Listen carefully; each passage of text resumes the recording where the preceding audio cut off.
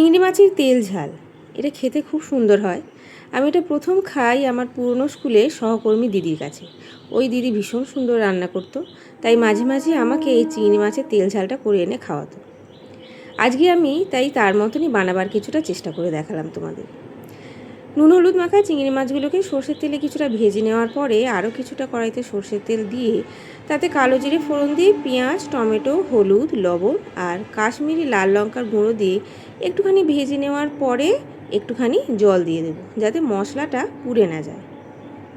এবার মশলাগুলোকে কিছুটা কষানোর পরে ওর মধ্যে আমি দেব আদা কুচি। আদা কুচিটা অপশনাল, যাদের পছন্দ হবে না তারা নাও দিতে পারো।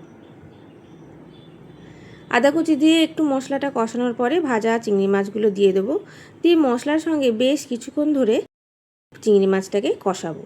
এবার চিংড়ি মাছটা বেশ কষা কষা হয়ে গেলে তার মধ্যে দেবো জিরে গুঁড়ো। জিরেটা আমি পুরো মিহি গুঁড়ো করিনি, গোটা জিরেকে শিলেতে একটু আধ ভাঙা করে নিয়েছি, এর গন্ধটা আমার খুব ভালো লাগে। এবার যখন মশলাটা ভালোভাবে কষানো হয়ে যাবে তার মধ্যে পরিমাণ মতো জল, লবণ, চিনি দিয়ে ঝোলটা ফোটানো পর্যন্ত রেখে দেবো। এবার ঝোলটা ফুটে উঠলে একটু গা মাখা মাখা অবস্থায় তাতে চেরা কাঁচা লঙ্কা দিয়ে আর অল্প একটু গরম মশলা ছড়িয়ে নামিয়ে নেব। এটা খেতে ভীষণ সুন্দর হয়। তোমরা যারা দেখলে তোমরাও বানিয়ে খেয়ে অবশ্যই জানিও তোমাদের কেমন লাগলো।